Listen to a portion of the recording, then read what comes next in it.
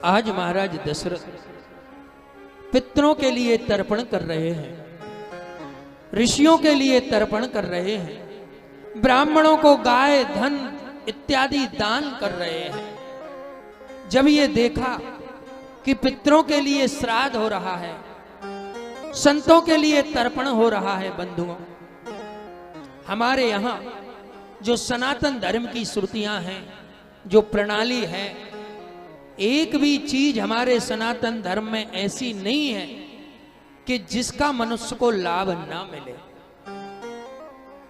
आज महाराज दशरथ ने जब नांदी मुख श्राद्ध किया तो गगन मंडल से पुष्पों की वर्षा हुई, अनंत प्रकार के श्रृंगारों से अलंकृत लोग, युवक युवतियां महाराज के द्वार पर उनके पुत्र को आशीष वचन देने के लिए पहुंचे।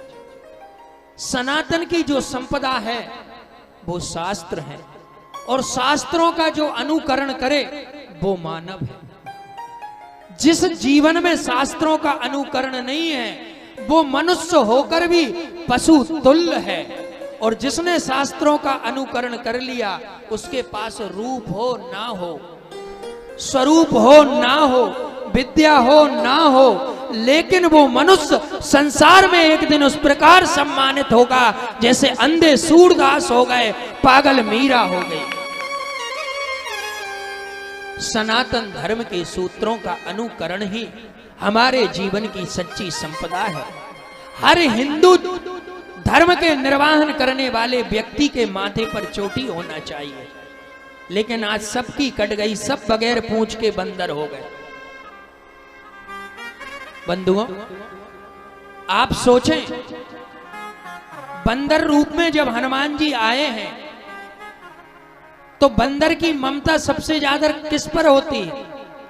सबसे ज्यादा प्यार जानवर अपनी पूंछ से करता है। बंधुओं, कपि की ममता पूंछ पर, उसका सबसे अधिक प्यार उसकी पूंछ पर होता है, और जब वो उनसे प्यार करने लगे तो वो बार बार पूंछ से उसको स्पर्श करता है।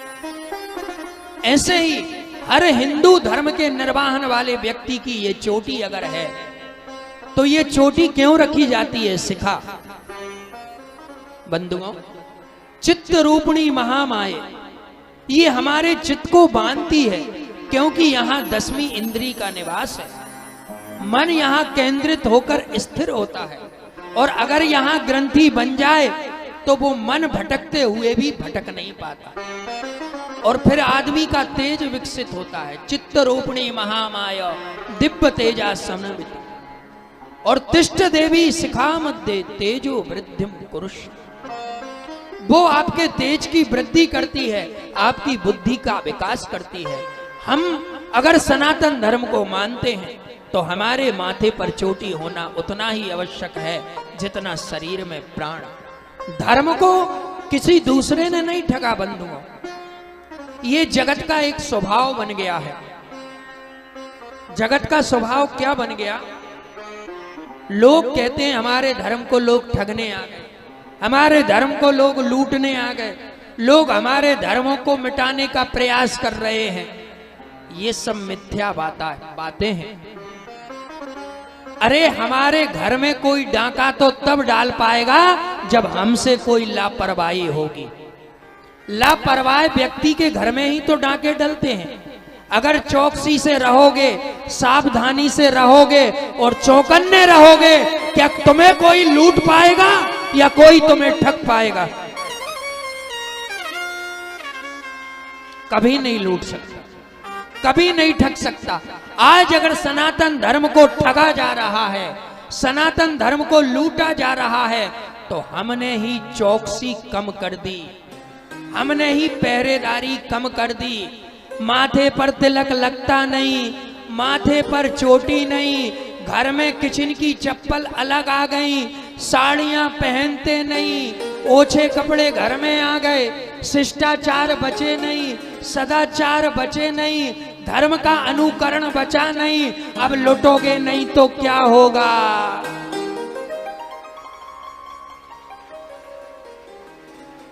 भाई, लूटने का मौका तो हमने ही दिया है। धर्म की रक्षा करो। और धर्म ये कहता है अगर तुम मेरी रक्षा करोगे तो मैं तुम्हारी रक्षा करूंगा। धर्मो रक्षति रक्षता। अगर हम धर्म की रक्षा करेंगे तो धर्म की रक्षा इससे नहीं होती कि मंदिर नहीं बनने दोगे तो हम तलवार चला देंगे, इससे धर्म की रक्षा नहीं होती।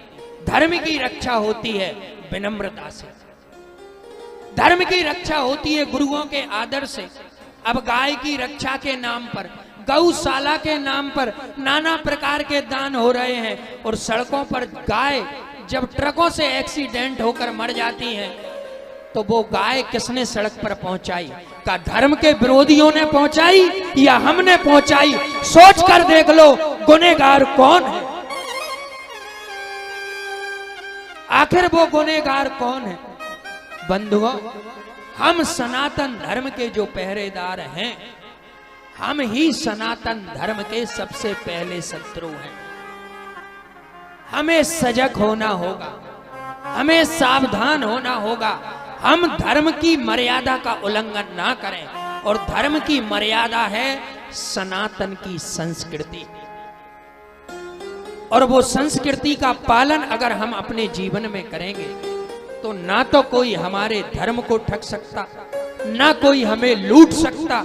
और अगर ये हो गया तो बंधुओं बताओ, क्या जगत में अनाथ आश्रम खोलने की आवश्यकता पड़ेगी? बताओ, अनाथ आश्रम कब खोले जाते हैं? जब हम अपने माता पिता को घर से भगा दें।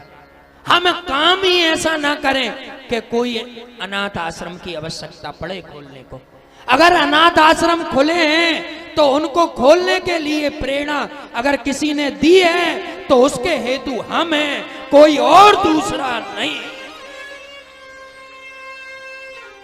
अगर आज गाय लावारिस हो गई, सड़कों पे घूमने लगी, और उसके लिए अगर गौशाला खोली जा रही है तो उस गाय को लावारिस बनाया है हमने, उस गाय को सड़कों पे आजाद छोड़ा है हमने।